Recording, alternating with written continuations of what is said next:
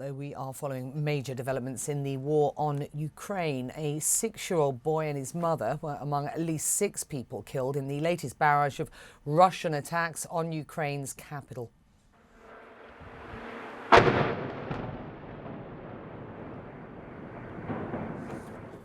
President Volodymyr Zelensky says Kiev was pummeled by more than 300 Russian drones and missiles. Overnight, scores of people were injured as authorities reported 27 impact sites, including this 9-story apartment building, which took a direct hit. Emergency crews pulled this man out alive from underneath the rubble as they continue what is a frantic search for survivors. Well, CNN's Nick Payton-Walsh joining us live from eastern Ukraine. Nick, Russia's been making sort of piecemeal advances to a degree for months on the front lines. Its summer offensive now does appear to be shifting into higher gear, and I've heard you talk about this, of course, over the past weeks. Just get us bang up to date on what you see and what you hear at this point.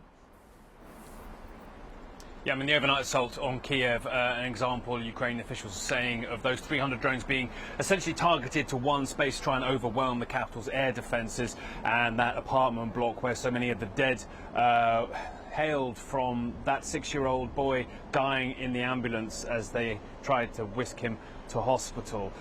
Casualties across the country, and we're just hearing, in fact, in the last hours, a daylight strike on the eastern city of Kramatorsk, a focus of so much Ukrainian military activity. A lot of their infantry soldiers based out of there trying to hold back Russia's advances. One killed in a strike on a 5-story building, frankly leveled their huge devastation. Part of Russia's increasingly strategic gains along that eastern front line, Pokrovsk, where they're close to encircling forces that have held off a months-long assault by Moscow. Konstantinivka, too, under similar threat. Chasiv Yar, to the north of Konstantinivka, a high-ground town fought for by Russia for, well, almost a year plus now. Russia now claiming to have taken it. That disputed by Ukrainian officials and analysts who suggest that the flag raising we've seen may in fact be in a different part of the area there. But persistent progress, not just reported but visible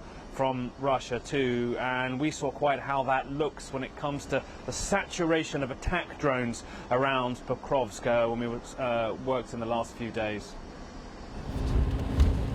After dusk, the war has fallen silent, but got deadlier.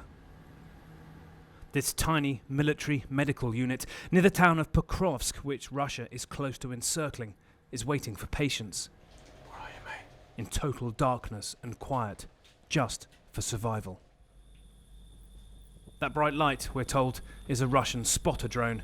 And look at how their other attack drones riddle the dark.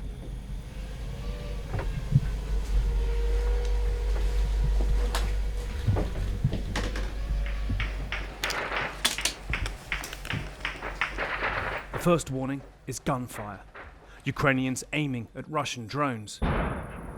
We just have to keep every kind of light source or heat source indoors in case Russian drones are passing overhead, and that makes it impossible, frankly, to go outside for this unit to welcome in the wounded. Instead, listening to the eerie noises in the dark, trying to work out what's a threat and what's not. But imagine how hard it must be for those actually at the front lines trying to bring wounded out with constant drones above them. Well,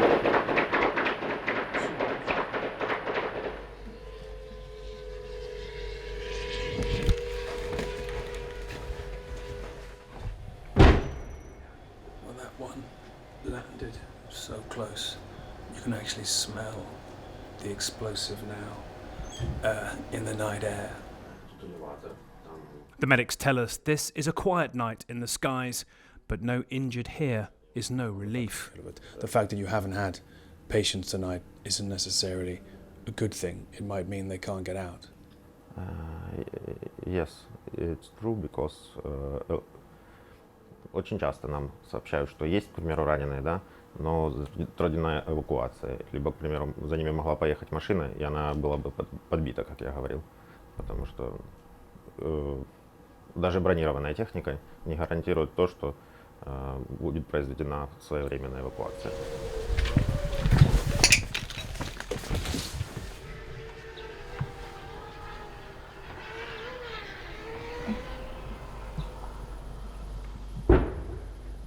Dawn is when the injured usually come, when the changing light disrupts drone cameras.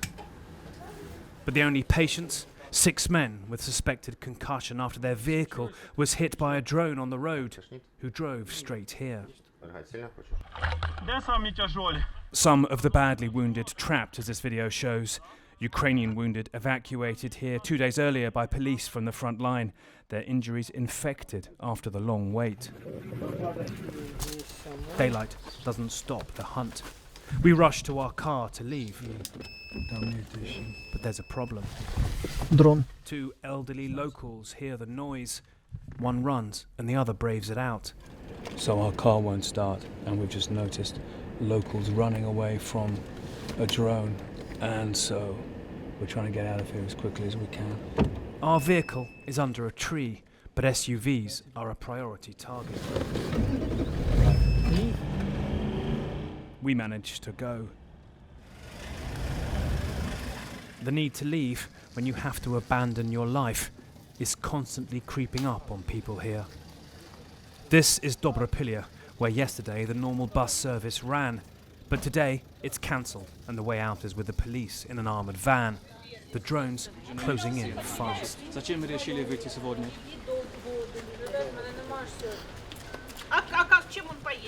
Как и все. Katya explains she and her baby son truly have nowhere to go, no plan for what's next. It's happened that fast. Days before, Russian drones struck many civilian targets like this coffee shop. But every day, the map of where police can go is changing. This is Belitske, aflame, Russian troops on its edges. Police taking out those who, like many here, simply didn't see things changing so fast. Все, тримай. As they leave, they use this device to intercept Russian drone signals Трасса. Да. and recognize that one is flying above the same road they are on. But the escape options are shrinking. Трассе летит. Ukraine normally catches Moscow off guard, but now Russia's summer offensive is shifting the ground beneath their feet, perhaps irreversibly. And Becky, that's the point really about what we've been seeing over the past weeks. The incremental slow gains that have been of little consequence have now built into something that is clearly changing Russia's control and progress on the front line and improving its strategic situation. Whether they've taken Chasiv Yar as they claim today or not, we're going to, I think, hear more claims and possibly more reality of Russian progress in the days or weeks ahead. It is beginning to take significant effect. Becky? It's good to have you, Nick. Thank you very much indeed.